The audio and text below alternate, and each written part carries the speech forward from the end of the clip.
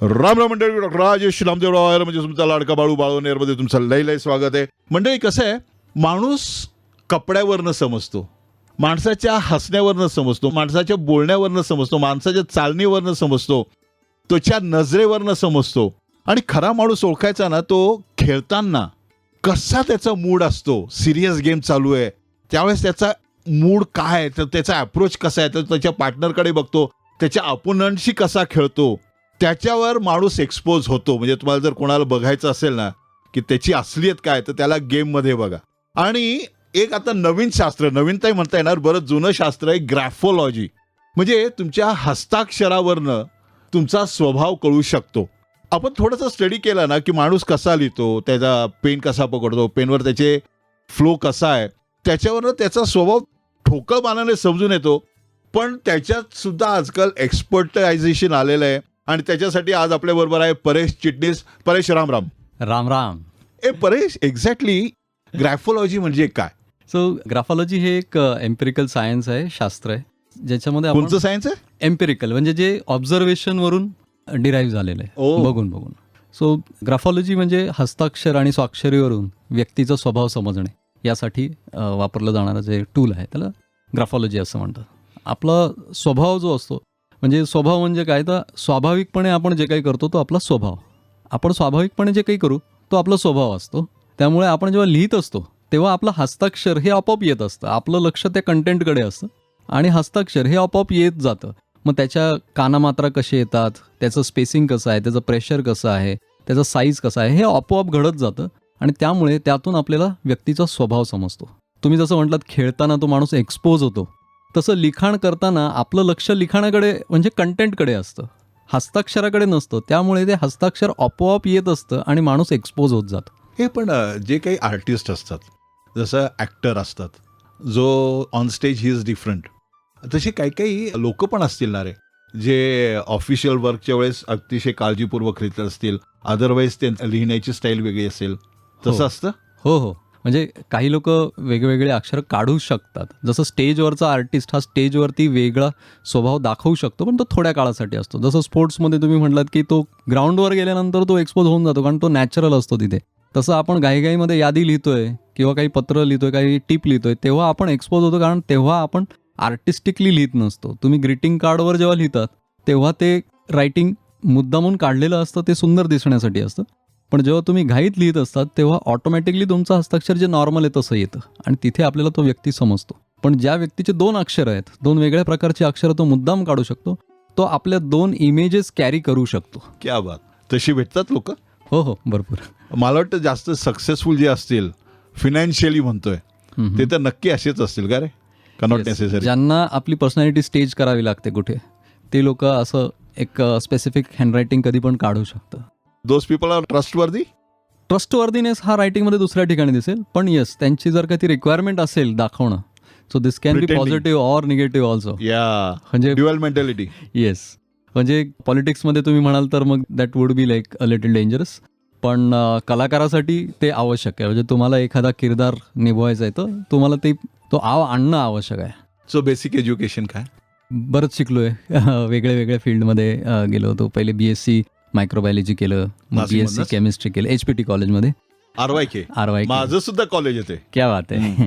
So RYK कॉलेजमध्ये microbiology शिकलो, मग BSc केमिस्ट्री केलं. त्यानंतर पुणे विद्यापीठामध्ये डिपार्टमेंटला MSc केमिस्ट्री केलं. न्यूक्लिअर केमिस्ट्री स्पेशलायझेशन होतं माझं. त्यानंतर MBA इन HR केलं. तिथे मला हा इंटरेस्ट डेव्हलप झाला, कारण तिथे ह्युमन रिसोर्सशी संपर्क आला. ते केल्यानंतर मग या फील्डमध्ये उतरलो. हँडरायटिंग ॲनालिसिस, काही वर्ष हँडरायटिंग ॲनालिसिस करत होतो. फोरेन्सिक्समध्ये पण काम करत होतो. त्यानंतर मग post graduate diploma in forensic sciences असा गव्हर्नमेंटचा फुल टाईम कोर्स आहे, तो मी औरंगाबादला केला. फॉरेन्सिक म्हणजे काय?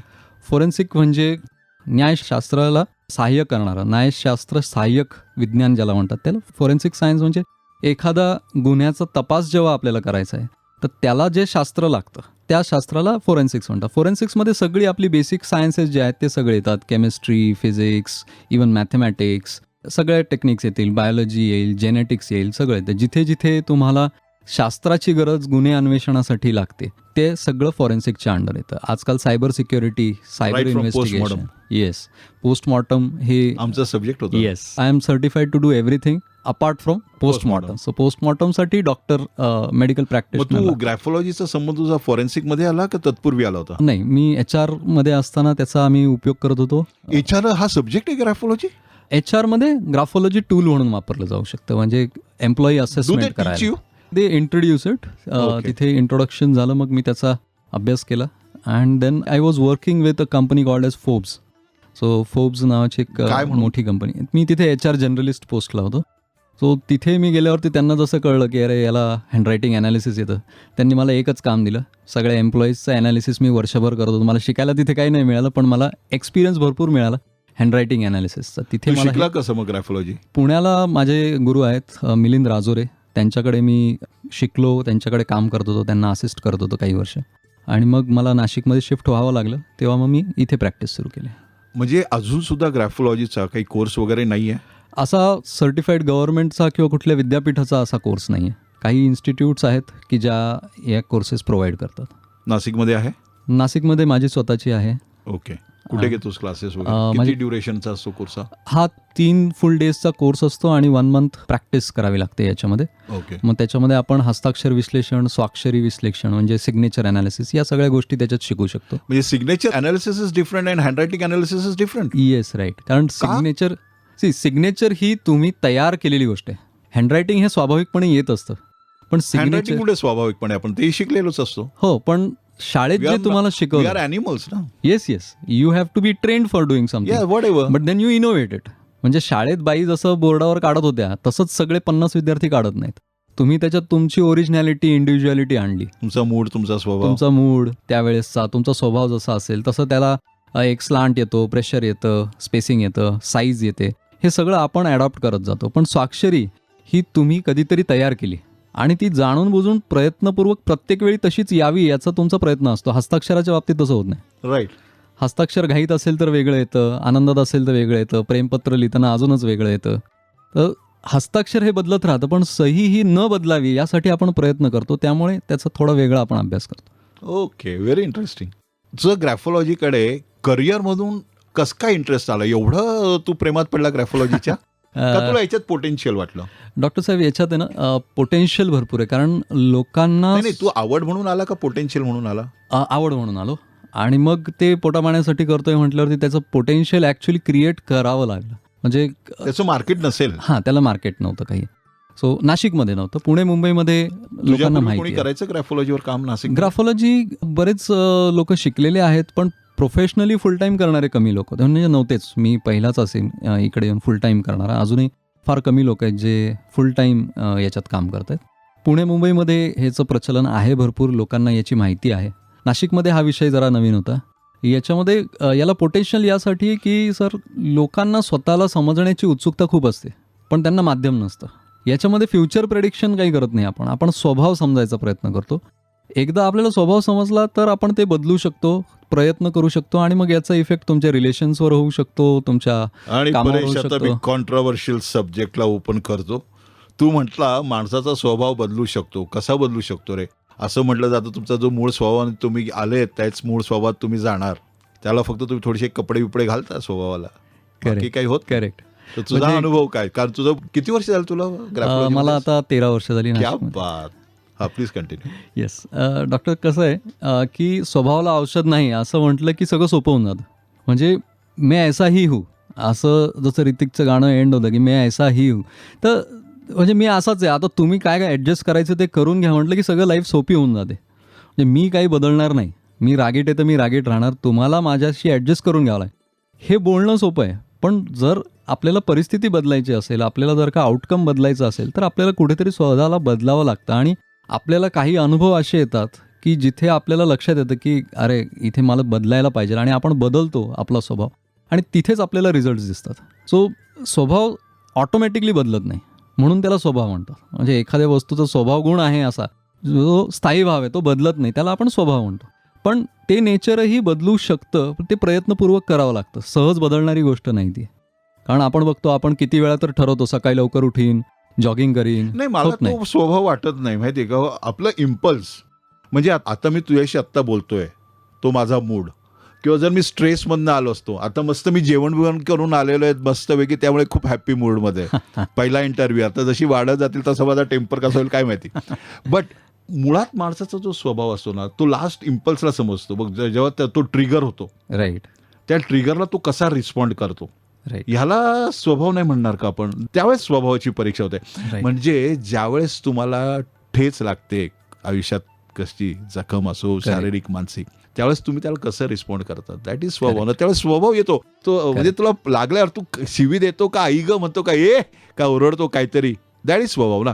तो बदलतो, तो आपल्याला चॉईस असतो बदलायचा. म्हणजे तुम्ही जो छान शब्द वापरला, नाही नाही नाही, ऐक, मला काय म्हणायचं माहिती का, स्पर ऑफ सेकंड मध्ये काही रिॲक्शन्स होतात. करेक्ट, सबकॉन्शियस माइंडमध्ये ते कधी निघतं आपल्याला माहिती नसतं, आपणही कल्पना केली नसते की आपण काय रिस्पॉन्ड करतो अशा सिच्युएशन्सला. येस. तर हे जे आपण जाणीवपूर्वक नाही बदलू शकत ते आपण हस्ताक्षरातून बदलू शकतो, जे आपल्या स्ट्रॉंग बिलीव्समध्ये कुठेतरी असतं. म्हणजे पालीकडे बघितलं तर आपल्याला किळस येते, पण चायनातल्या व्यक्तीला पाल बघितली तर छान वाटतं, खावंसं वाटतं, आपल्याला ते कधीच वाटणार जय नाही. करोना. वा, इंटरेस्टिंग टॉपिक. परेश, तुझा म्हणणं आहे स्वभाव बदलतो आणि Yes. तोही हस्ताक्षरामध्ये इम्प्रूव्हमेंट केल्यानंतर बदलतो. राईट. डिटेल बोलो भाई. तर जसं आपण बघतो काही गोष्टी इतक्या ग्रासरूटला असतात, इतक्या सबकॉन्शियस असतात की आपल्याला ते कधी ट्रिगर होतात कळत नाही. जसं तुम्ही छान शब्द वापरला आधीच्या सेगमेंटमध्ये की कधी कधी आपण ट्रिगर होतो. तर हे जे ट्रिगर होणं आहे हे आपल्याला असं वाटतं आपल्या कंट्रोलमध्ये नाही आहे, पण ते सबकॉन्शियसली कुठेतरी आपल्या बिलीव्सवर अवलंबून असतं आणि ते आपल्याला हस्ताक्षरातून नेमकं दिसून येतं. आपण जर का त्या गोष्टी हस्ताक्षरात समजल्या तर आपण त्यालाही बदलू शकतो. म्हणजे शिव्या देणं किंवा वाईट भाषा वापरणं हात किंवा उगारणं. भीती, हात उगारणं चटकन, रागीटपणा, इम्पल्सिव्हनेस, चंचलपणा, अनप्लॅन्ड बिहेवियर, या सगळ्या गोष्टी किंवा इनडिसिप्लिन हा खूप मोठा इश्यू असतो. तर या गोष्टी ज्या आहेत त्या इतक्या स्वाभाविक असतात की आपल्याला समजूनही बदलता येत नाही. त्या हस्ताक्षरात बदल केल्याने ग्रॅज्युअली बदलल्या जाऊ शकतात. आता ह्याच्यावर डिटेल सांग, एकदम मला डिटेल पाहिजे. हस्ताक्षरावरनं पहिली गोष्ट, तू स्वभाव कसा समजतो, हस्ताक्षरामध्ये काय बघतोस तू? हस्ताक्षराचे वेगळे वेगळे आपण कंगोरे बघू शकतो. हस्ताक्षर जेव्हा तुम्ही लिहितात त्याला एक स्वाभाविकपणे स्लांट येतो, त्याचा झुकाव असतो. काहींचं अक्षर पुढे झुकतं, काहींचं मागे झुकतं. परेश, मला सॉरी टू डिस्टर्ब यू, प्रत्येकाचं हस्ताक्षर वेगळंच असतं का रे? जसं असं म्हणतात की हातावरच्या रेषा का थोडंफार मॅच होतं कोणाचं, का खूपच वेगळं असतं? ओव्हरऑल अक्षर वेगळं असतं, पण एक एक आस्पेक्ट बघितलं तर बऱ्याच जणांशी ते साधर्म्य असतं. तर अक्षरातले म्हणजे काही जणांचं अक्षर पुढे झुकणार असतं, काहींचं मागे झुकणार असतं, काहींचं सरळ असतं. तर ज्या सगळ्या लोकांचं अक्षर पुढे झुकणार असतं हे खूप एक्सप्रेसिव्ह असतात. ते पटकन स्वतःला व्यक्त करू शकतात आणि व्यक्त करणं हा त्यांचा इतका स्वभाव असतो की व्यक्त नाही केलं तर त्यांना ते कसं तरी वाटतं. तसंच ज्यांचा मागच्या बाजूला अक्षर झुकतंय लेफ्ट साईडला, हे व्यक्त होऊ शकत नाहीत. त्यांना व्यक्त होणं कठीण जातं किंवा त्यांना ते आवडत नाही, ते प्रिफर नाही करत. पण तसे कमी असतात ना अपोजिट साईडला स्लांट असलेले? मागे झुकणारं अक्षर असलेले अनफॉर्च्युनेटली इंडियामध्ये भरपूर असतात. काय बोलतोस? होय. हे बरं, मला एक सांग, मग आता ह्याच्यात पुन्हा इंग्लिश आली, लिपी आली, मराठी आली, हिंदी आली, मग साऊथची आली, मग तुला ह्या सगळ्या भाषा शिकाव्या लागतात? नाही, हस्ताक्षर विश्लेषण आपण जेव्हा करतो तेव्हा हस्ताक्षराचे 4च इन्ग्रेडियंट असतात: डॉट, लाईन, कर्व आणि लूप. या 4 गोष्टींचं मिश्रण करून कुठली पण लिपी तयार होते. ओके. पण काही लिपींचं वैशिष्ट्य असतं. म्हणजे तुम्ही साऊथच्या लिप्या बघितल्या तर त्या सगळ्या गोल गोल तुम्हाला दिसतील, त्या जास्ती कर्वी असतात. मग जिथे जास्ती सॉफ्ट कर्वचे फॉन्ट्स असतील ते लोक जास्ती इमोशनल असतात, ते जास्ती सॉफ्ट असतात, तिथे मॅटर्नल साईड जास्ती स्ट्रॉंग असते. वेरेज जिथे तुम्हाला खूप स्ट्रेट लाईन्स दिसतील, for example Chinese Japanese script, जिथे सगळ्या उभ्या आडव्या रेषाच म्हणजे असे डब्बे डब्बेच दिसतात तुम्हाला. म्हणजे त्यांच्या डीएनए वरच चेंजेस झालेत की काय, असं म्हणतोस की काय? हा कल्चरल डिफरन्स आहे. येस, हा कल्चरल डिफरन्स आहे. तर म्हणजे तू असं म्हणू शकतोस का, महाराष्ट्राचा एक स्वभाव म्हणजे मराठी लिहिणाऱ्यांचा एक स्वभाव, चायनीज लिहिणाऱ्यांचा, जॅपनीज बरोबर. लिहिणाऱ्यांचा? एक्झॅक्टली.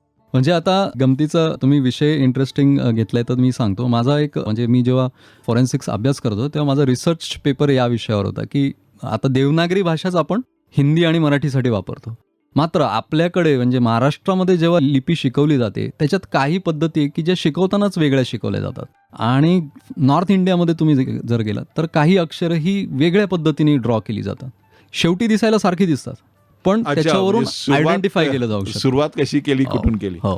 कंटिन्यू. आणि ते इतकं इंटरेस्टिंग आहे की आम्ही एका केसमध्ये त्याचा वापर अनॉनिमस लेटर, म्हणजे ज्याचा लिहिलं कोणी आहे हे माहीत नाही असं एक धमकीचं लेटर, ते नेमकं कोणी लिहिलं असेल हे शोधण्यासाठी त्याचा वापर केला होता. आणि त्या घरामध्ये काम करणाऱ्या सगळ्या सर्वंट्समध्ये एक ड्रायव्हर फक्त होता की जो हिंदी भाषिक होता किंवा त्याचं शिक्षण हे तिकडे झालेलं होतं, तो तिकडनं आलेला होता. आणि त्याच्या लिपीमधून आम्हाला लक्षात आलं की हा नॉर्थ इंडियन असला पाहिजे, की हा महाराष्ट्रीयन नाही आहे. आणि त्याच्यावरून तो ट्रेस झाला. क्या बात आहे.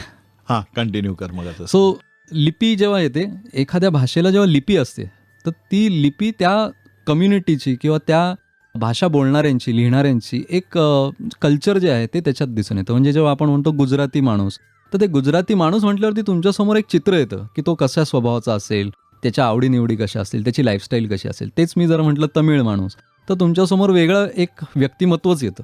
म्हणजे फक्त भाषेचा फरक नाही आहे हा, तर व्यक्तिमत्वाचा फरक असतो. तोच त्या लिपीमध्ये पण दिसून येतो. म्हणजे तुम्ही उर्दू भाषा जर बघितली तर त्याच्यात डॉटिंग खूप आहे, म्हणजे खूप डॉट्सचा वापर केला जातो. त्याच्यामुळे डॉटिंग हे दाखवतं की ते डिटेल्ड खूप असतात, डिटेल ओरिएंटेशन त्यांचं खूप असतं. त्यामुळे खूप पर्टिक्युलर लोक असतात उर्दू भाषा वापरणारे किंवा ते कम्युनिटी, हे खूप डिटेल्ड आहे. पंक्च्युअलिटी त्यांच्यात खूप असते, म्हणजे काही गोष्टी विशिष्ट वेळीच केल्या पाहिजे आणि त्या झाल्याच पाहिजे. हे पंक्च्युअलिटी, नेमकेपणा हे खूप त्यांच्यामध्ये असतं. तर डॉटिंगचा वापर जिथे खूप जास्ती असतो तिथे तुम्हाला हे दिसून येईल. त्या लिपीमध्येच असल्यामुळे त्या कल्चरमध्येच तो स्वभाव दिसून येतो. म्हणजे लिपीचा स्वभाव असतो स्वतःचा, हो, आणि त्याच्यानंतर तो कसा काढतोय.